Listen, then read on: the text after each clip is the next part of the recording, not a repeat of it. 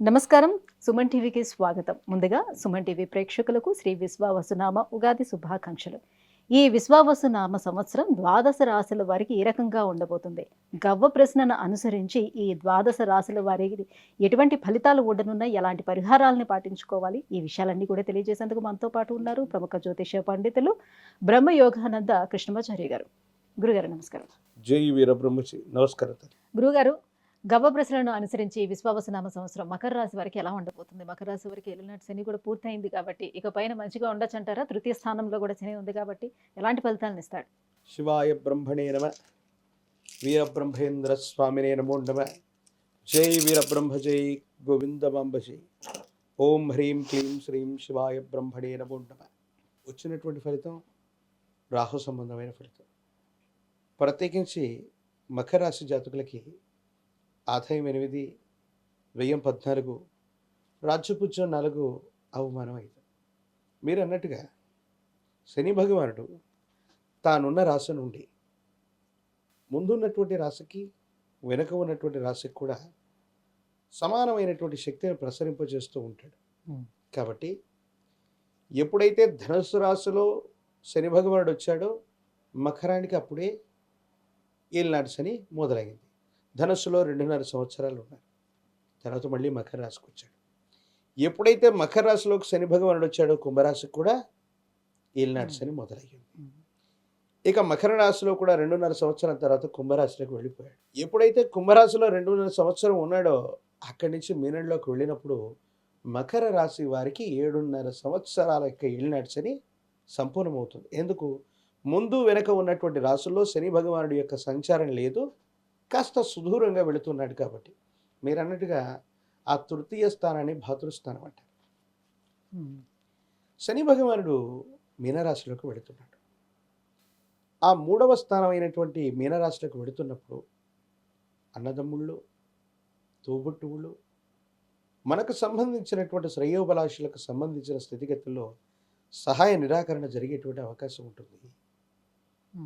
ఎంతో కాలంగా ఏలినాటి శని అయితే విశేషంగా ఇది చేసాం, ఇప్పుడిప్పుడే పరిస్థితులన్నీ కూడా చక్కబడుతున్నాయి, యోగదాయకంగా ఉంటాయనుకుంటున్న సందర్భంలో ఒకవేళ మీ పెద్దల నుండి స్థిరచరాస్తి పాస్తుల యొక్క విభాగాలు ఏమైనా జరుగుతుంటే తల్లిదండ్రులు సఖ్యతగా మీతో ఉన్నప్పటికీ కూడా సహోదర సహోదరి వర్గంతో మాత్రం కొన్ని ఇబ్బందులు కలిగేటువంటి అవకాశం ఉంటుంది. పరిస్థితులు చక్కబడుతున్నటువంటి సందర్భంలో ఇంతకాలం బయట వాళ్లతో సమాజంతో మనం ఇబ్బందులు పడ్డాం, కుటుంబం మొత్తం కూడా మనకు సానుకూలంగా ఉంది. 7.5 సంవత్సరాల తీక్షణమైనటువంటి ఏలినాటి శని ఫలితాన్ని మనం పూర్తి చేసుకుంటున్నాం అనుకున్నటువంటి సందర్భంలో కుటుంబంలో కొన్ని చిన్న చిన్న కలతలు మొదలయ్యేటువంటి అవకాశం ఉంటుంది. ప్రత్యేకించి ఎప్పుడైతే 6వ స్థానం రుణ రోగాది స్థానం మనకు సంబంధించిన ఆరోగ్యపరమైన అంశాలు, ఆర్థికపరమైనటువంటి స్థితిగతులు, అప్పులకు సంబంధించినటువంటి స్థితిగతితో పాటు శత్రు సంబంధమైనటువంటి వ్యక్తులతో వచ్చే ప్రమాదాన్ని మనకు చెప్తూ ఉంటుంది. ప్రత్యేకించి గురు సంబంధమైనటువంటి తీవ్రత, రాహు సంబంధమైనటువంటి ఇతర గ్రహాల యొక్క గోచార స్థితులు, కొన్ని ప్రత్యేకమైనటువంటి పరిస్థితుల్లో శత్రు సంబంధమైనటువంటి వ్యక్తులతో వాగ్వివాదానికి వెళ్ళకూడదు. మన పరిస్థితులు చక్కబడ్డాయనో, మనం అధికారంలో ఉన్నామనో, ఏదో కారణం వల్ల మనం తీసుకునే కొన్ని నిర్ణయాలు మూర్ఖవంతమైనటువంటి శత్రువుల వల్ల ముప్పు తీసుకొచ్చేటువంటి అవకాశం ఉంటుంది. సమాజంలో మీ యొక్క కీర్తి ప్రతిష్టలు పెరుగుతాయి. అనుకూలవంతమైనటువంటి స్థితిగతుల్లో భవిష్యత్తు ఉండబోతుంది అంటే ఎటువంటి సందేహం లేదు. భగవంతుడు కాలం కలిసి వచ్చి మీకు సహాయం చేసే రోజులు మరికొన్ని రోజుల్లోనే ఉన్నాయి. ఏలినాటి శని పూర్తయినటువంటి మరుసటి రోజు నుంచి అనుకూలవంతమైన ఫలితాలు ఏమీ రావు, కానీ కొంతకాలం ఓర్పు నేర్పుతో వేచి చూసేటువంటి ధోరణితో ఉంటే మాత్రం తప్పకుండా సానుకూలవంతమైనటువంటి స్థితిగతుల్లో జీవితం ఉంటుంది. అనుకూలవంతమైనటువంటి ఫలితాలను మీరు పొందుతారు. భగవత్ సంబంధమైనటువంటి అనుగ్రహం చేత యోగదాయకమైనటువంటి ఫలితాలు పొందగలిగినటువంటి పరిస్థితులు తప్పకుండా మీ యొక్క జాతకంలో కలుగుతున్నాయి. మీకు సంబంధించినటువంటి స్థితిగతులు కూడా సానుకూలవంతం అవుతున్నాయి అంటలో ఎటువంటి సందేహం కూడా లేదు.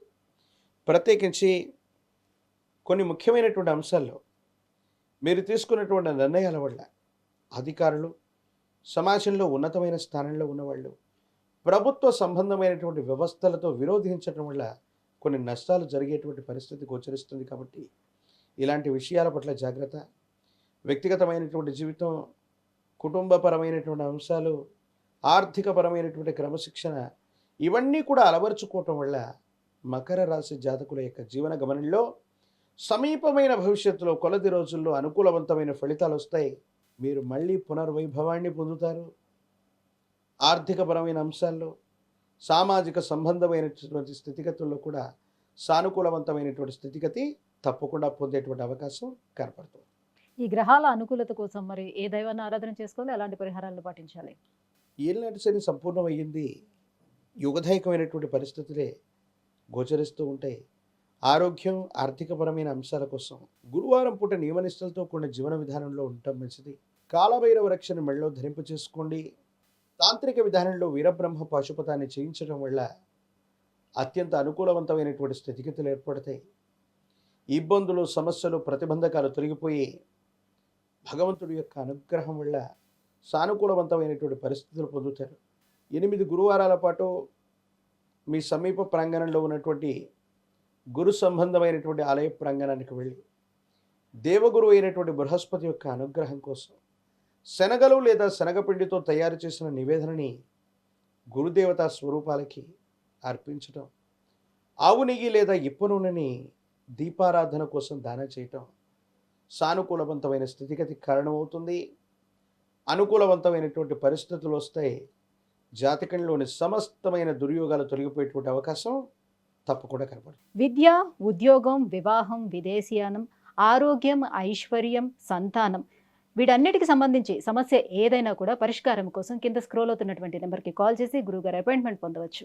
గురుగారు, మకర రాశి వారికి విశ్వావసునామ సంవత్సరం ఎలా ఉండనుంది? ఈ అంశాలు తెలియజేసినందుకు ధన్యవాదాలండి. జై వీరబ్రహ్మ, జై గోవింద బాబాజీ.